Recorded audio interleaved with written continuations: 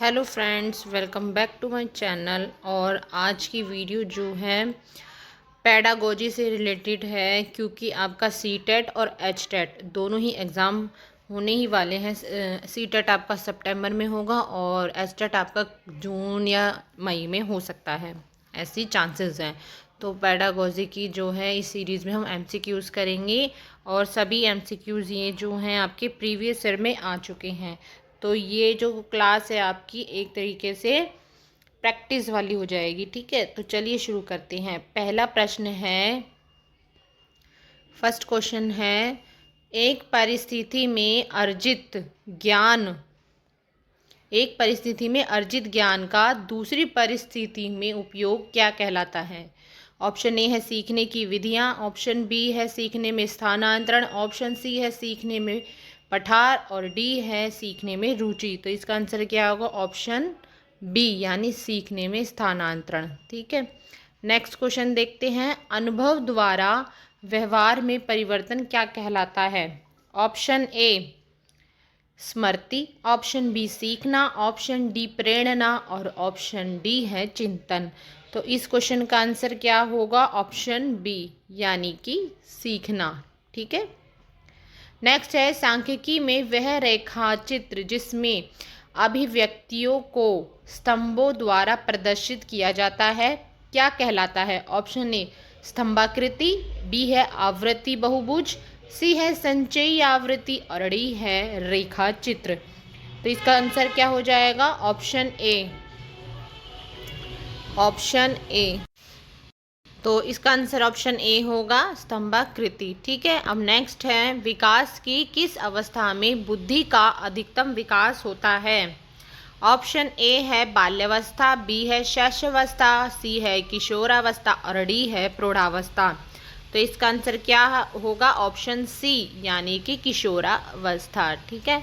अगला है, शिशु का अधिकांश व्यवहार आधारित होता है। ऑप्शन ए मूल प्रवृत्ति पर, बी है नैतिकता पर, सी है वास्तविकता पर और डी है ध्यान। तो इसका आंसर क्या होगा? ऑप्शन ए यानी कि मूल प्रवृत्ति।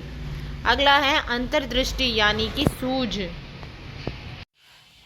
क्वेश्चन नंबर 6 है, अंतर्दृष्टि यानी सूझ द्वारा सीखने के सिद्धांत में कोहलर ने प्रयोग किया था। ऑप्शन ए कुत्ते पर, बी है वन मानुषों पर, सी है बिल्ली पर, डी है चूहों पर। तो इसका आंसर क्या होगा?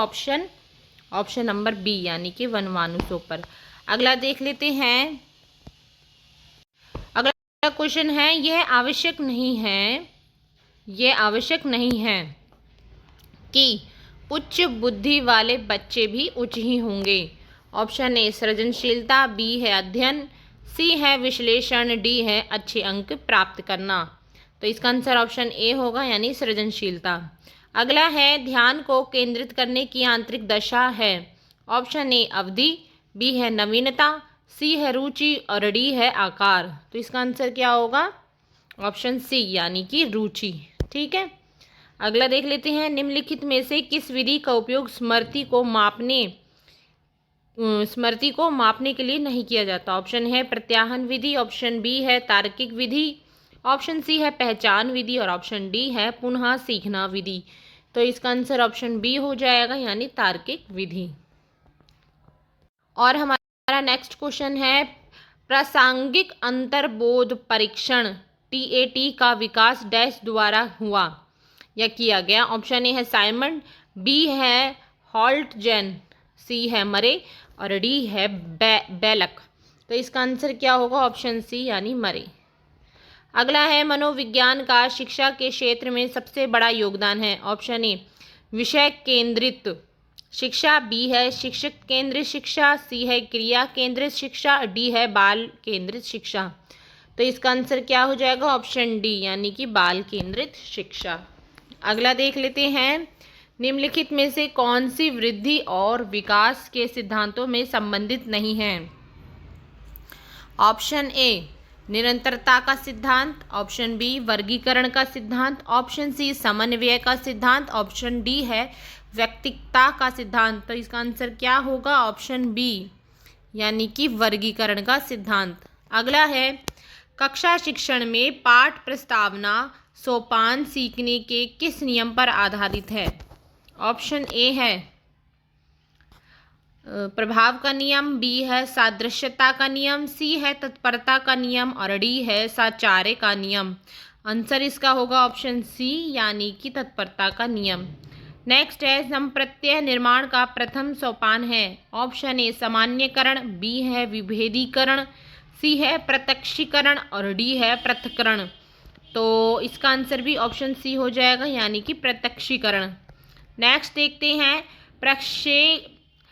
प्रक्षेणात्मक अधिगम संप्रदाय डैश द्वारा दिया गया था। Option A Tolman, option B Bandura, C है थॉर्नडाइक, डी है कोहलर। आंसर इसका होगा ऑप्शन बी वेंडूरा ने। ठीक है, चलिए नेक्स्ट देखते हैं।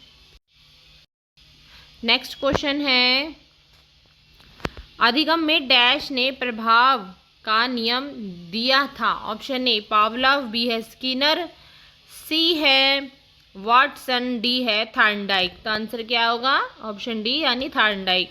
अगला है अवधान के आंतरिक अवस्था व्यक्तिनिष्ठ निर्धारक हैं। ऑप्शन ए रुचि, लक्ष्य, अभिवृत्ति, बी है उद्दीपक, वस्तु, प्रविधि, सी है प्रकाश, ध्वनि, गंध, डी है पुरस्कार, दंड और प्रोत्साहन। तो इसका आंसर क्या हो जाएगा?